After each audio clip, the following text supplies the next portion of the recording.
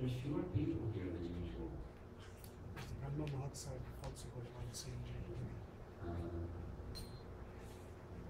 Usually it's wall to wall packed up here. Like, time to have a bigger space, right?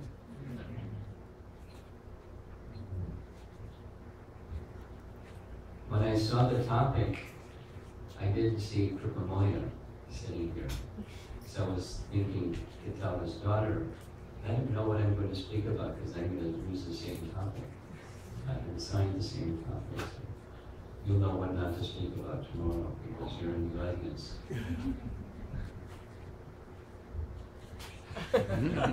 She's going to be the most attentive person this evening. Tomorrow's Balarama's appearance. You have to speak about Balarama, right? Krishna Balarama.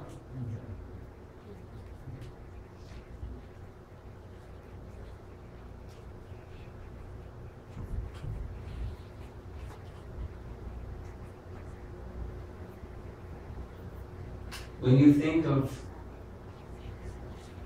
Lord Balarama, besides thinking of Krishna Balarama, what do you think of when you think of Lord Balarama? There are a number of things that Prabhupada would say commonly when speaking about Lord Balarama. He's not different from Krishna. Except his color, he's white like snow. And Krishna is black like a flesh monsoon cloud. But they're not different. Krishna's first expansion. You know this language that Prabhupada used, a portion of a plenary portion? You ever wonder what does that mean? Portion of a plenary portion. Well, one way to understand it is Balarama is the plenary portion, the expansions of Balarama, particularly in the Vishnu Tattva category. That's the portion of a plenary portion. There's further declensions in between, but Krishna in full. And there is one other difference, very important difference. Balaram wants to serve Krishna.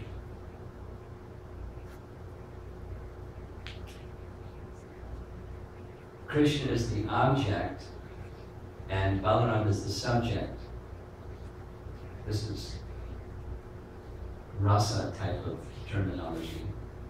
Just like in grammar, there's a subject and there's an object. So something acting upon something. So Balaram loves to serve. He loves to serve so much. Particularly if you visit Vrindavan, you'll find out he serves Krishna in all 5 rasas at once. That's pretty unique. Little Prabhupada story. When Prabhupada first came to America, he had Bhagavatam's first canto, prayer kartals, and Radha Krishna deities. Now, I've been told, I haven't verified that, but the Krishna Balaram deities are on the altar in New York, the ones that Prabhupada brought. And he didn't have Mridanga, so some devotees were going to travel to India, and Prabhupada requested them to buy one Mridanga. I heard this story from Satsur Maharaj. And when the Mridanga came, Prabhupada at that time was in Los Angeles. He was seated behind his desk. And they came in to his room, happy as anything, because it didn't break in transport. And they placed the Mridanga before Srila Prabhupada. And you want to know what he did? Of course you want to know what he did. He immediately got from behind the desk, paid his obeisances to the Mridanga, took off the Uttariya portion of this dhoti, wrapped the dhoti, and said, "This is not different from Balarama." And then when the devotees in Los Angeles, Radha Bhushana in particular, started making fiberglass Mridangas, they called it what? Balaram. Because Balaram manifests paraphernalia for Krishna to use. Just like on the altar, there's sandals, chappals. That's Balaram. And all the paraphernalia it becomes considered tadiya, or worshipful paraphernalia, that scripturally we understand they're manifestations of Lord Balaram. The whole of the abode, everything, Krishna's dhoti, everything that Krishna uses in his pastimes. Guess who manifests them? The one who loves to serve Krishna like anything, although he's not different from Krishna. He does through his potencies, but Krishna manifests, but Balaram does that service.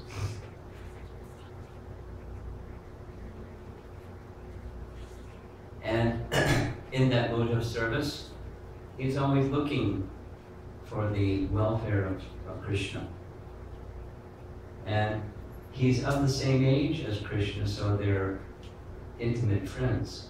I ran across this this past week, speaking about Balarama. Somebody asked a question, maybe you've heard this question before. Of course, Balarama's the elder brother. So, what's the difference of age between Krishna and Balarama? The Vishnu Purana says 1 year, 8 months. It should be 1 year, 8 days. Because this is Purnima. And then Ashtami. 1 year, 8 months, 8 days. But Prabhupada writes in Bhagavatam, Canto 10, Chapter 2, text number 9, you can look it up. Balarama is 15 days older than Krishna. And Jiva Goswami, in his commentary on that verse, says he was just a few days older than Krishna.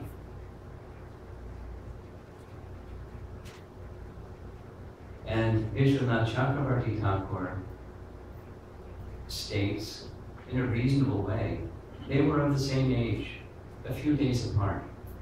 And the reasoning is their activities developed together. Krishna was crawling and Balarama was crawling, and they started walking and Balarama was walking, and their developmental stages were identical. So the same age, a few days apart. So he's the older brother, but a few days apart. I don't know exactly how you get 15 if it's the Purnima and Ashtami, but in any case. Because when Devaki became married to Vasudeva, there were several others who were simultaneously married, and Rohini was one of those others. And while in the prison house of Kamsa, apparently Rohini was able to pay a visit to her husband because Rohini became pregnant, and Vasudeva had a very dear friend, Nanda Maharaj, who was on the other side of the river Jamuna, and for the safety of his good wife, Rohini, he sent her to be in the care of Nanda Maharaj. Who knows what wicked Kamsa might do, so better his wife is cared for. The safety of Nanda Maharaj, his dear friend. And then we know that during the 7th pregnancy of Devaki, Krishna summoned Yogamaya, who was very happy, some service. What is it? Multiple service, but the first one was the child that's now in the womb of Devaki is actually Balarama. So please transfer Balarama from the womb of Devaki to the womb of Rohini. And you may think he's too heavy, because Balarama's heavy. After all, he's the original Guru, and Guru means heavy, so very heavy. But you can do it because you like internal potency. So everyone thought that Devaki had miscarriage, child number 7. So it's a little, apparently, the pregnancy of Rohini lasted for a long time, more than usual. And in that way, Balarama was born, and some days later, 8 days later, whatever the number of days later, Krishna was born.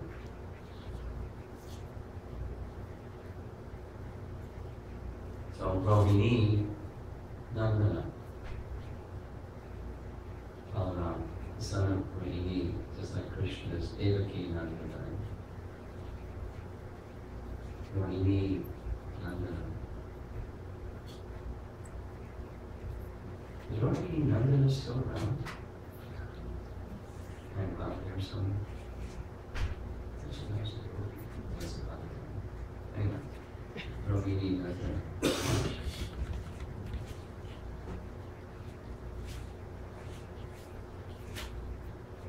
And they were always together.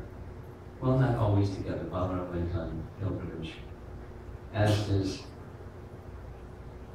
Lord Nityananda went on pilgrimage. Their pastimes are quite similar. Lord Nityananda, Ram, and Balaram are the same personality, just different forms of the Supreme Lord Krishna and Chaitanya Mahaprabhu. So Lord Nityananda is none different than Balaram. But otherwise, they were constant companions from infancy. Constant companions. And he always wanted to do service. He was so expert at serving that he was mischievous Krishna. Mother Jasoda was always looking, as did Sachi wanted. She wanted Balaram to look after Krishna because he was giving protection to the elder brother, like parental rule. And Ananga Manjari, if you sometimes visit Vrindavan, and in the Gopinath temple, Radha Gopinath, by the side of Radha and Gopinath, over here is Ananga Manjari. And Ananga Manjari is the expansion of Balarama. He likes to serve. Although they're not different. They're the same. Except white and shallow. And he likes to serve. But he does that service in such a way that he takes a position that's subordinate to the one who he's serving. Although he's the elder brother, when it was time for the marriage of their younger sister, the name of the younger sister, Krishna Balaram's younger sister, Subhadra. What was Balaram's plan? Marry who? You said right, I just...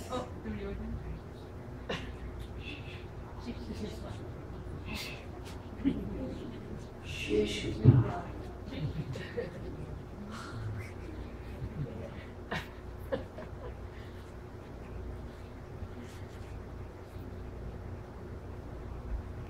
No way.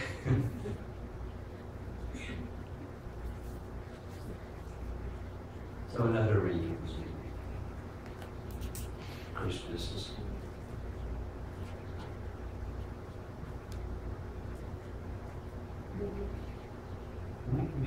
because Duryodhana is a call of Rukmini. Yeah.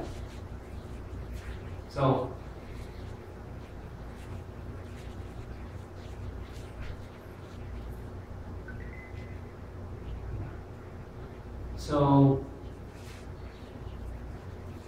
Krishna and Balaram were in constant association. And one thing I wanted to spend some time with was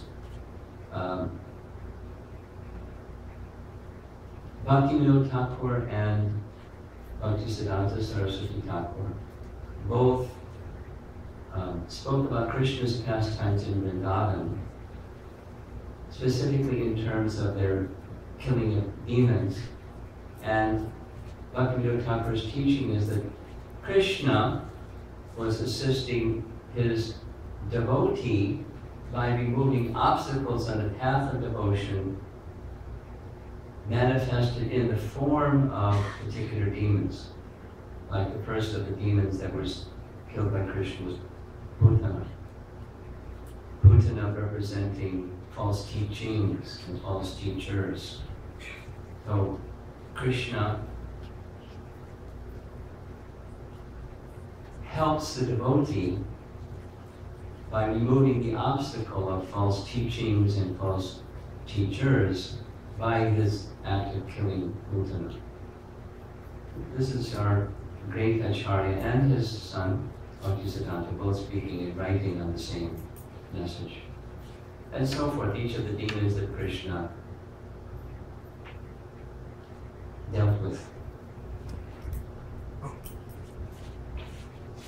There's one pastime that occurred twice where Krishna is extinguishing forest fire. Two different occasions. Forest fire. And the forest fire was engulfing the cows and the cowherd boys, or the cowherd community. In the case of right after the Kaliya serpent was killed, they spent the night at the banks of the river Jamuna. And because Krishna said, we're so far from Nanda's palace, and we're here by the side of the Jamuna. Jamuna is our life and soul anyway. Let us just spend the night here. So they spent the night there. And a big blazing forest fire came, surrounding the cows. So what did Krishna do? He told the cowherd boys, close your eyes, and for a big surprise, the forest fire was gone.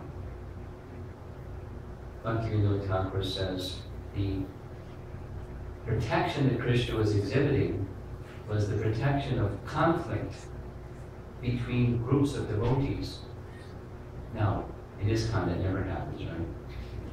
Conflict between groups of devotees never happens. But if something like that were to ever happen, the protection of Krishna is there in the course of one who takes shelter of him by protecting us in that way from the forest fire, the conflagration of groups having dissension with one another.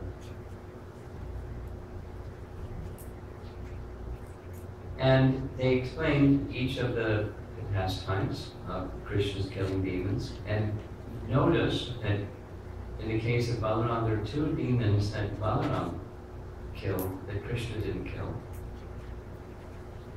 And there's some particular reasons given by our acharyas, and that is, in these two particular cases, Balarama was the original spiritual master. I've seen this a few times because if you read Chaitanya Charitamrita, you'll find that's a very strong message in Adi Lila.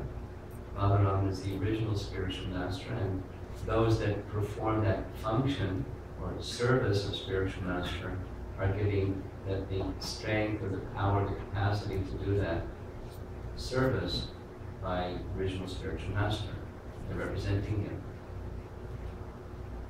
In fact, there's a really nice passage I like very much, especially at Balarama's appearance day. I like to read it again and again, year after year. It's from Krishna book in chapter 2, which is the same of the prayers of the demigods of Lord Krishna within the womb. That same section that speaks of Balarama is just 15 days older than Krishna. So in the Krishna book version, Prabhupada writes that Bala means strength. Then he says, not physical strength. To be successful in spiritual life, one requires spiritual strength. And spiritual strength comes from Balarama.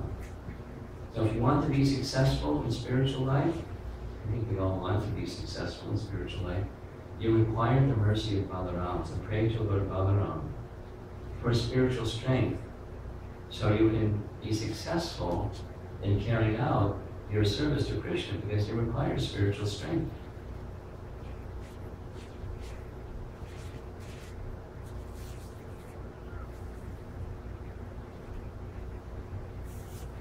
So Balarama will give us the spiritual strength to overcome these two particular obstacles in spiritual life. The two demons that Balarama kills represents two activities or dangers in our spiritual path that we have to be especially attentive to, and not just Krishna takes care of false teachings and teachers and conflagrations and we sit back and relax. we have to do some effort in all of the areas of devotional service, but these two in particular require special attention and special strength from Lord Balaram to help us. And those two demons that in the Vrindavan pastimes that Balaram killed were Dhenukasura and Brahmasura. And Dhenuka was one of Kamsa's buddies. Now Kamsa, he was very powerful. Very similar to Ravana. Kamsa toured the whole countryside. Ravana is described in Ramayana, he traveled the universe. Kamsa traveled all over the place, and he was so powerful that he would destroy entire armies single-handedly and leave just the king facing him and give him two choices. You become subservient to me and assist me in my mission, or I'll kill you. Which one would you like? So some people understood he's very powerful. I should align myself with this powerful Kamsa. He was so powerful, amazingly powerful. Here's a little story about Kamsa became married to the two daughters of Jarasandha. Want to hear that story? Kamsa's powerful. That's the...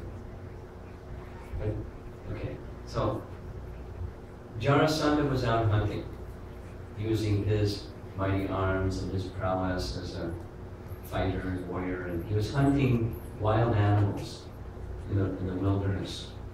And one of those wild animals that he captured alive was this as big as 10 elephants elephant named Kovalyapita. You've heard that name before.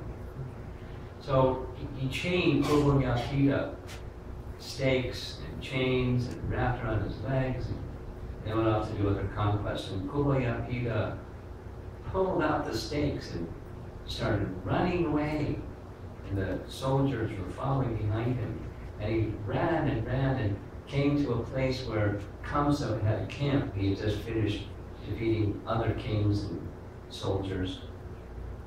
And when Kovalyapita came to where Kamsa was camped, he picked him up, whirled him around, and threw him several miles in the air. He went crash landing right at Jarasandha's camp.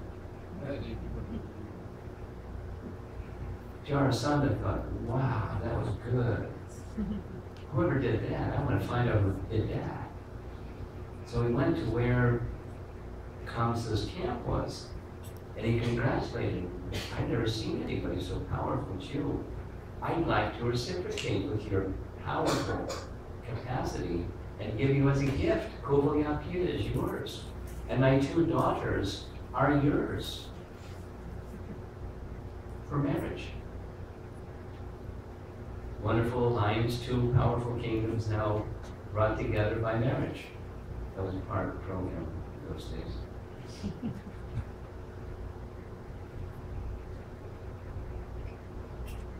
Very powerful. But Krishna was so powerful, just with one,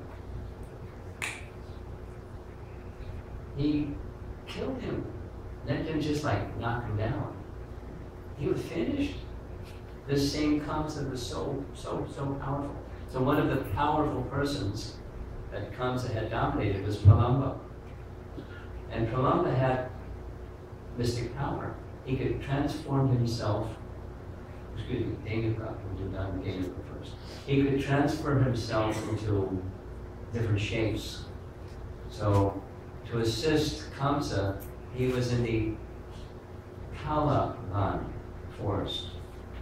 And so the tal fruits were so sweet, it was king's property only fruits. So he, Dhenuka, and his other friends, who also had this same mystic power, they were protecting Kamsa's tal fruit garden. cowherd boys wanted the fruits. They went in and Krishna shook the tree and fruits fell. Dhenuka came charging. There's different versions of this other than what we find in Krishna book and Bhagavatam, but I'll just do the short version because of time. There's a Vrindavan version, Dinabandhu version, it's really nice, but skip that. Balarama caught him by his hind leg, whirled him around and around him, threw him up on top of one of the tall trees. And when he fell on the top of the tall tree, that tall tree fell on another tall tree, and many tall fruits fell to the ground. So the boy said tall fruits, and the other past demons came, and the same thing happened. But Balarama killed him, not Krishna.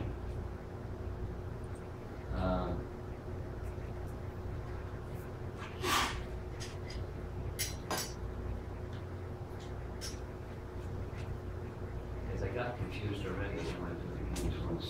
There's a nice description in Garga Samhita that Dhenuka represents, this is now Bhakti Vinod Thakur, gross materialistic intelligence of the Maya Pratigyana personalities from Bhagavad Gita chapter 7.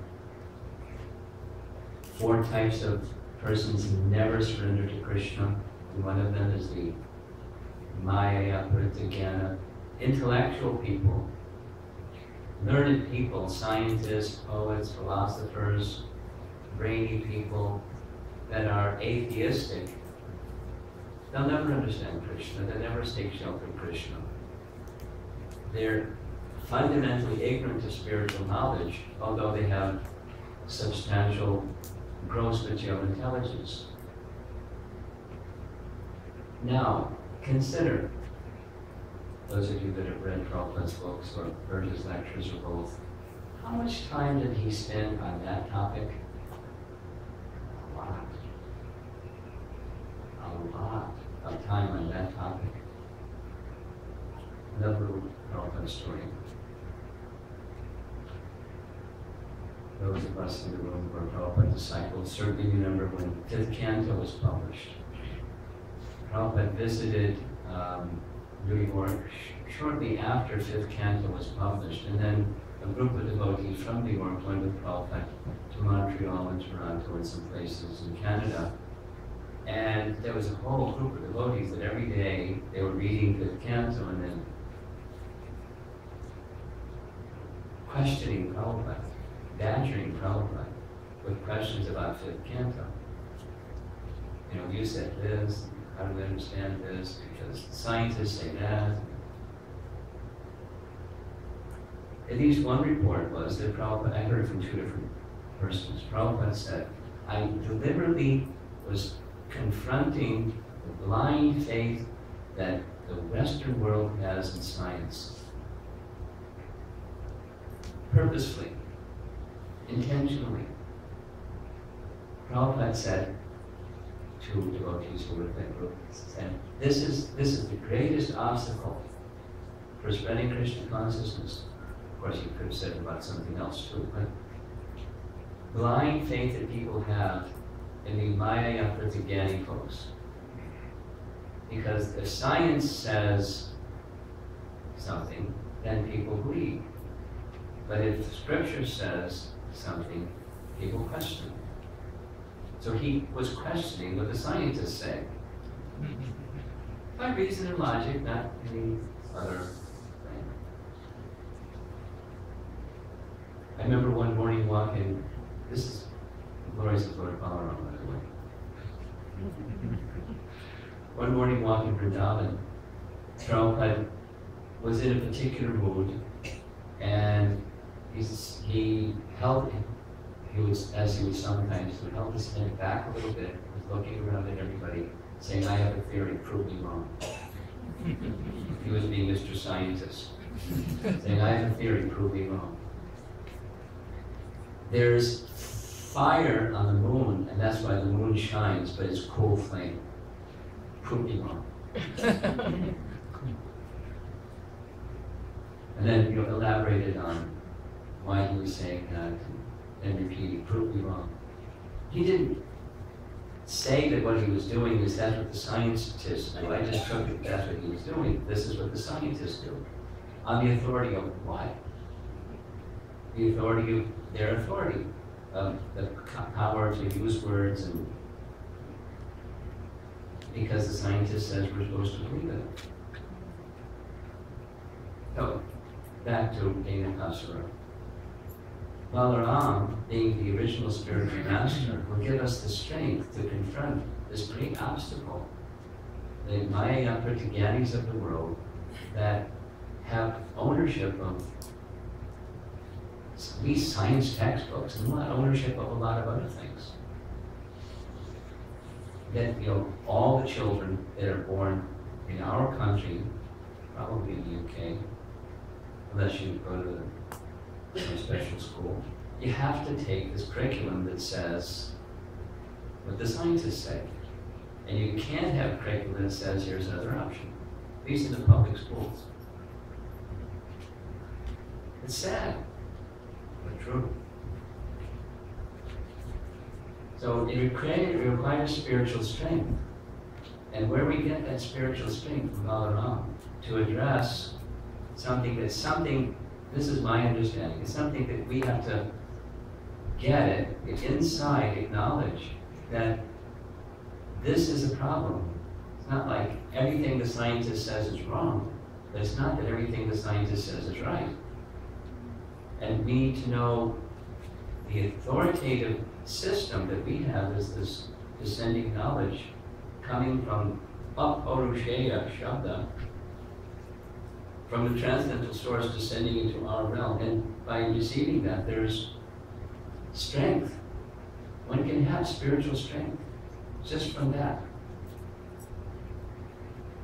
Balaram gives that. Pray to Balaram for that strength. Not blind challenging or blind faith, either way. It's some spiritual work that we have to do. And Balaram will give us the strength to be successful in the face of those difficulties. Now, Garga Samhita describes who was Dhenuka in his previous life. Who was somebody. The Garga Samhita says he was the son of Bali Maharaj. Bali Maharaj was the son of Virochana, and Virochana was the son of Prahlad Maharaj.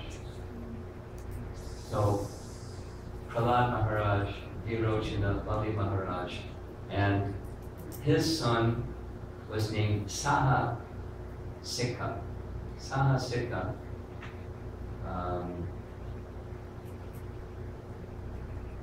A little proud, licentious, and proud.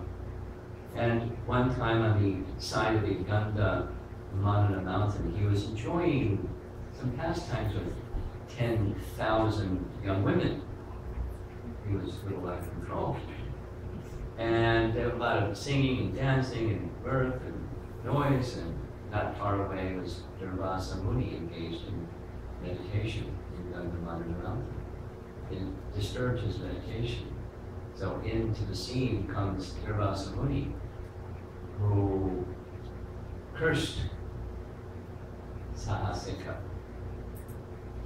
You fool, you ass, that's what it says. You should become an ass. I curse you, you'll become an ass. And Sahasika fell at Durvasa Muni's feet, saying, please be merciful. He was pleased by the words of the king, who then said, very well, I give you this benediction, that later you will become relieved of this demon body by taking care of my Lord Balarama. Narada Muni is narrating this. Narada Muni said, because Hiranyakashipu was promised to Prahlad that I won't destroy any of your descendants, he had Balaram do it. Krishna keeps his word.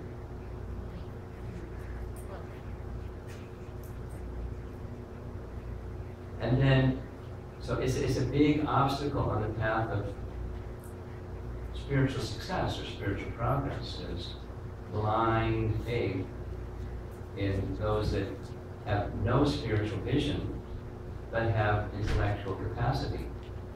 Big problem. You know, one kind or another kind is a big problem. And Pralambasura was the other demon. Now I'm just sticking with what Bhaktivinoda Thakur and Bhaktisiddhanta Saraswati Thakur wrote. They published it. They wrote and published. Bhaktisiddhanta in the Harmonist, in essays, publication after publication, simply following the teachings of his father, in Krishna Samhita and other writings. Pralambasura represents lusty inclinations, or Lava Puja Pratishtha, the desire for special recognition. Pralamba also had the capacity, was a budding of Kansa, had the capacity to change his shape. So he changed his shape. He was sent by Kansa as a little cowherd boy. Krishna recognized right away, this isn't one of the cowherd boys. But Balarama was purposefully, for the purpose of Krishna's pastimes, enjoying the pastimes so much, they had wrestling pastimes, and the game was whoever lost had to carry the one who won on his shoulders. So Sridham regularly would beat Krishna, and Krishna would have to carry Sridham. One of my godbrothers, I remember from when we first got Nectar Devotion, he would say this over and over again, laughing. Sridham would say, "What kind of big man are you? You always lose." And he'd slap his side.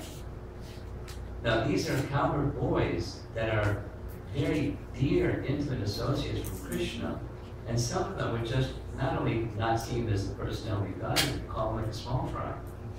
What kind of big man are you? You always lose. So Sridham was carrying, Krishna was carrying Sridham because Sridham was the winner.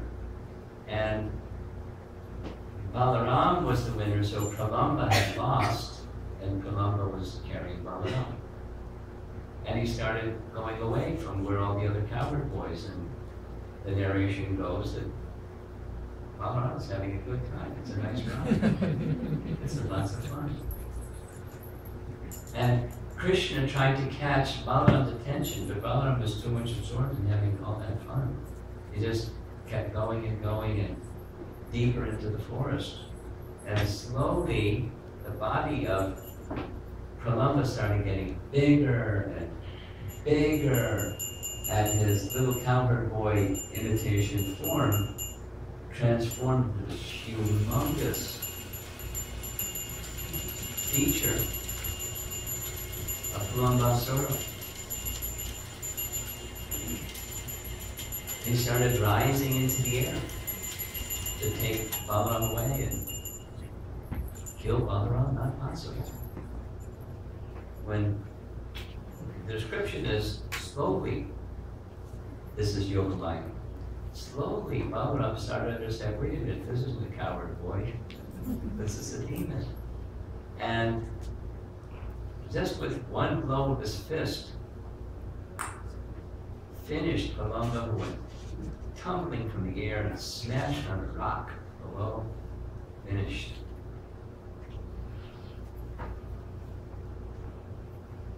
Bhaktivinoda Thakur and Bhaktisiddhanta indicate this particular feature. Pralambasura represents lusty inclinations and desire for personal gain and honor. This is a big problem in those who are trying to progress in spiritual life. And we require strength from Lord Balaram to overcome it. if you read carefully, very nice, one of the many nice books of Vishwanath Chakravarti Thakur is Madhurya Kandamini, in the section where he's describing overcoming anarthas. The fourth category is anarthas that arise from a little success in spiritual life. And one gets a little success in spiritual life, one tries to be the enjoyer of that little success in spiritual life. It's coming from spiritual life, not from you. It's the mercy of Krishna. But try to be the enjoyer of that with pride, heart, or desire, honor, and fame, and recognition. Just discussing with one devotee that need they have for some kind of recognition. And they know it's Maya, but they have, it just keeps coming and keeps coming. We need Balarama's spiritual strength to overcome that. And the strength of the mood of humble service is that strength. Because otherwise, we'll go into this other place. Another phrase that Vishwanath uses, Taranga Rangani. Ranga means wave, just like Ranganath. He's the Lord of waves. Lord Vishnu is lying on the ocean, enjoying the waves, Ranganath. And Rangini is diminutive, small waves. Taranga Rangani, one who tries to be the enjoyer of a little success in spiritual life, and somebody says, "Oh, Prabhu, you made such nice arrangements for the Janmashtami festival, decorating the temple room so that it was like the prison house of Kamsa, and by the side of the river Jamuna. It was really fantastic." We worked really hard. We did a good job. Of course, you didn't think that. Or this system of making the announcements is such an improvement.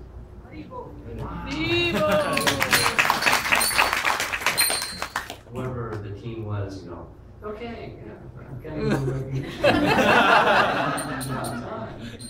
we're working really hard. Finally, somebody recognized we're working really hard. I see he's an intelligent person.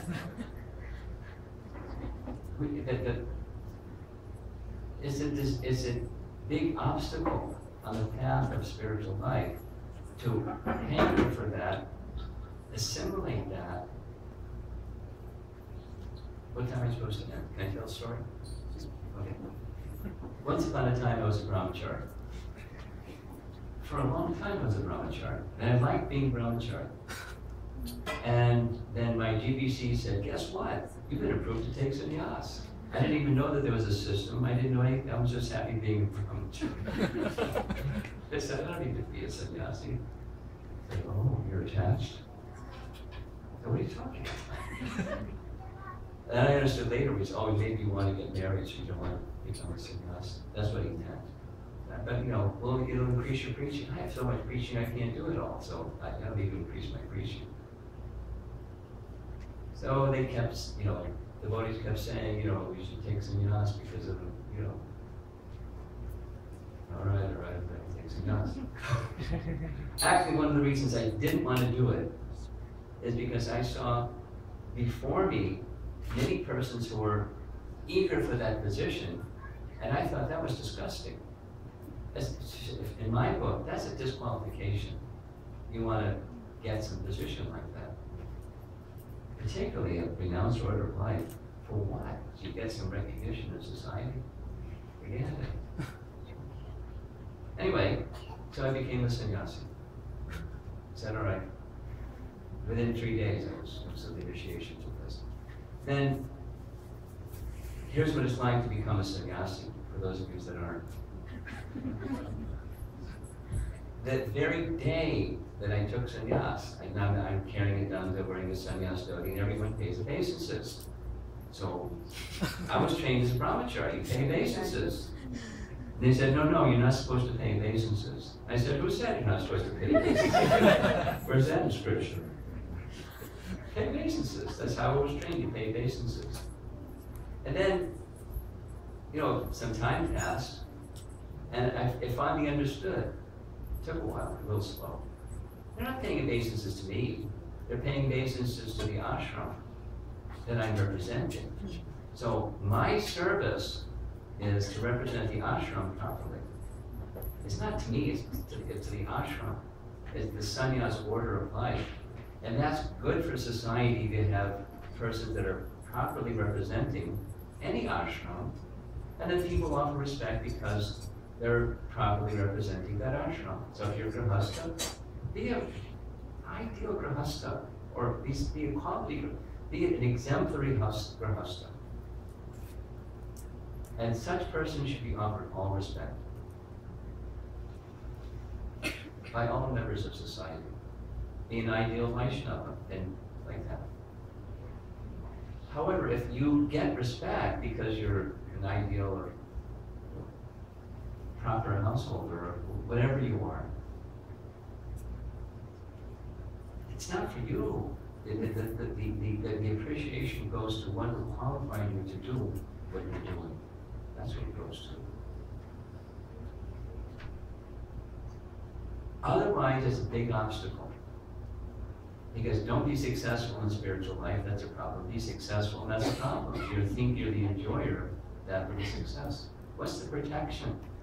Lord Balarama.